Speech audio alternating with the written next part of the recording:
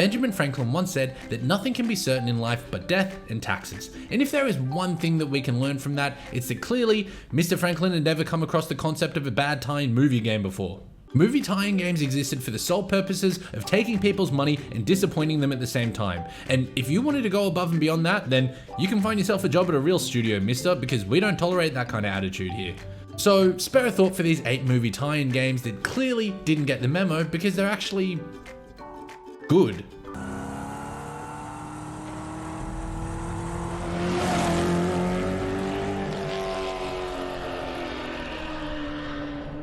Now this one should have been a slam dunk. You have a film with barely any dialogue, barren ass environments, and a color palette that is restricted to just one color, brown.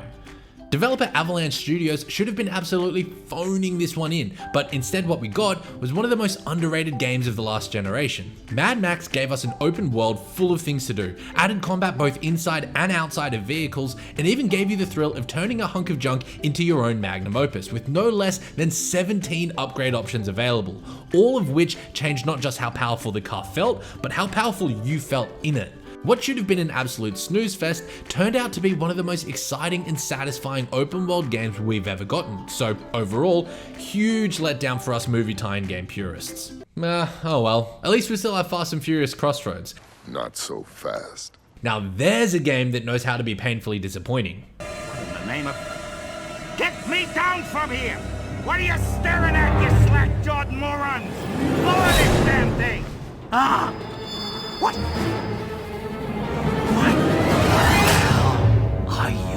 I'm Batman. Batman Begins was a complete retelling of the film, nothing more and nothing less. It didn't try to get fancy by adding in new villains or plot lines that weren't in the film, and it had incredibly average combat to boot. I know what you're thinking. Sounds promising, right? Unfortunately not, because this game also decided to introduce a fear mechanic that is not only a perfect fit for the Caped Crusader, but an idea we haven't seen used in any game since. While the Arkham games do a great job of showing us a side of Batman that remains steadfast to his golden rule of no killing,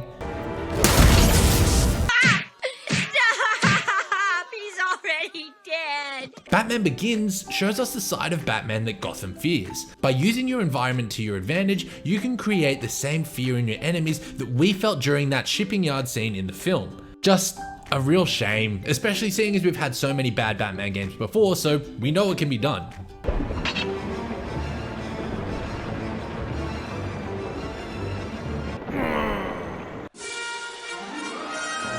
Welcome to Tatooine, Padres fans. We have perfect weather today for the Bunta Classic. And a big turnout here from all corners of the Outer Rim territories. Now I really feel for LucasArts on this entry because they were stuck between a rock and a hard place for this one. All they would have needed to do to make this a bad movie tie-in game would have been to just tell as much of the story of A Phantom Menace as they could, but then that would have been buying into that above and beyond attitude we discouraged earlier.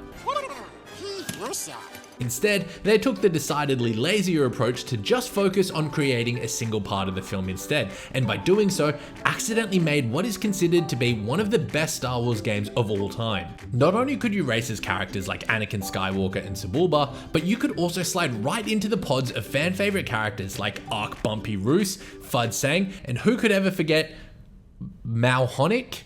Am I saying that right?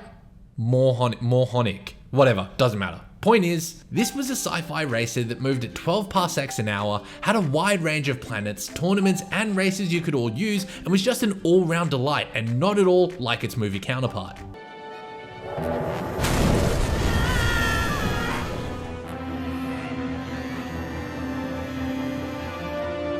Runaway train. The orphans. Probably not a game you were expecting, right? Surprise, motherfucker. Kids games can also show a blatant disrespect to the tradition of bad movie tie-in games as well. Now, out of these two games, which do you think is more similar to Toy Story 3? Hannah Montana the movie or Red Dead Redemption? If you were being clever and picked Red Dead Redemption because Woody's a cowboy, then joke's on you, because you're right, but not because of that. You're right because in addition to Toy Story 3 having a full campaign to follow the plot of the film, it also has Toy Box Mode, an open world quest-driven game where you play as the sheriff of a toy town. And you can play it as Woody, Buzz, or Jesse. It is full to the brim of side quests and new gameplay ideas not in the core game, like being able to customize and decorate everything from the town itself all the way down to the townspeople that live there. This reboots a boring game into a game that has something for everyone and can even be played in co-op. Developer Avalanche Software, not to be confused with Mad Max's Avalanche Studios, clearly weren't the right fit for the minimum viable product Toy Story fans were expecting they would put out, and since Toy Story 3 have worked on Disney Infinity, 2 Cars games, and up next, Hogwarts Legacy. Holy shit! For ourselves, there is no hope. This is our final act to give Frodo time. Time to end this evil that marshals before us. When Fellowship of the Ring came out, I knew right then and there, sitting in that very cinema, that this was going to lead to one hell of a movie tie-in game, and I was not disappointed.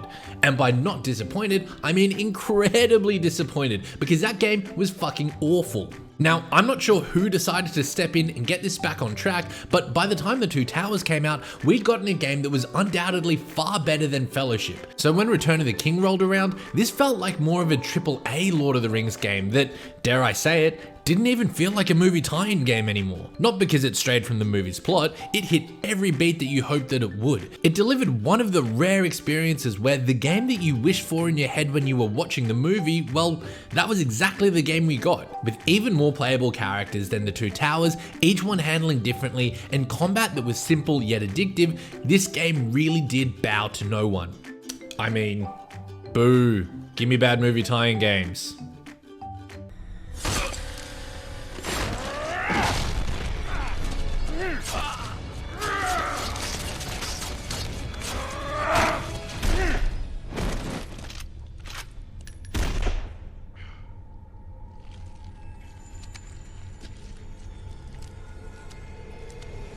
X-Men Origins Wolverine brings us back into familiar territory. Yes, I am looking at you, Phantom Menace, don't pretend you can't see me. Here we have a film that was already disliked by everyone, except me. I genuinely loved it. I even bought it on a UMD so I could watch it in the car on my PSP. And yeah, regret does keep me up at night. So what happens when you give the developer that made Jedi Knight 2 Jedi Outcast, Jedi Knight Jedi Academy, and a bunch of the modern day CODs all the things they need to make a bad movie tie-in game on a silver platter? You get a game that is only loosely based off the film of the same name. You know what else is loosely based? Wolverine's freaking skin, apparently, because the more damage he takes, the more skin and blood you see on Logan until we can see his actual adamantium skeleton before he slowly regenerates it as the fight goes on, and it bloody rocks. This is a game influenced by God of War and Devil May Cry, so it is no slouch in the hack and slash department, and they even got Hugh bloody Jackman to reprise his role as Experiment X. Just save yourself the time on this one, because it definitely will not disappoint you. Oh, hello there. I'm glad you're here. Hey, have we met before? Because I'm getting a touch of the old deja vu. I don't think so. Huh. Well, guess the old think tank could use a good plumbing. Now, is this a bit of a cheeky entry since it's kind of based on the game? Yeah, I guess if you put it like that. Does that mean it doesn't count as a movie tie-in game though? Oh god, I wish, because this one seriously set movie tie-in games back more than a few years. Despite this game being based on a terrible movie based on a brilliant game, Ratchet & Clank 2016 might just be the best video game movie tie-in of all time. Now, almost no one thinks it's the best Ratchet & Clank game of all time, and I have way more thoughts on that you should check out after this video, but just look at this.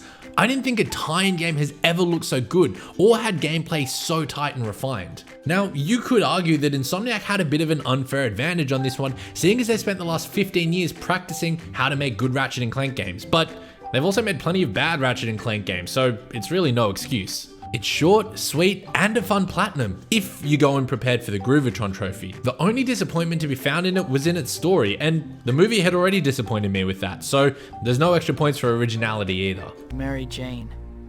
The girl next door. The girl I love. But love is a tricky thing when you live part of your life behind a mask. Fate handed me amazing powers, and I made a promise to use those powers to help people. With great power comes great responsibility. Okay, you knew this one was going to be here because this one is on every list that ever talks about movie tie-in games. I can't sugarcoat this one. Spider-Man 2 is a great film that has aged differently depending on who you ask, that led to a great game. Not just a great game, but arguably the best superhero game that had ever been made at the time. While it followed the same plot as the film, it also went far beyond that, but dedicated the same time and energy to creating cutscenes and story moments for all their new villains. Spider-Man 2, the movie, feels like you're experiencing just one of Spidey's adventures that would normally be done and dusted within 6 issues of a comic book. Spider-Man 2, the game, though, feels like you're reading an entire volume, going through multiple arcs that lead to big overall reveals. I have no jokes or jabs to make here, and I mean this from the bottom of my heart. Spider-Man 2 is a fantastic movie tie-in game. And Mysterio can my Whoa, that was sick, dude. You rock so hard, Spidey. Oh, I give up. Don't hit me again. So there you have it, 8 movie tie-in games that clearly didn't get the memo that they were supposed to be extremely very not good. This is the first list I've done for the channel, so hopefully you enjoyed it because I'm planning on doing plenty more of them. So subscribe if that sounds like something you'd be into. Otherwise, jump into the comments and let me know what sort of list topics would you like to see me tackle next. In the meantime though, why don't you check out some of these videos while you wait. Even if they're not lists, I promise they're still going to be a pretty good time. Thanks for watching.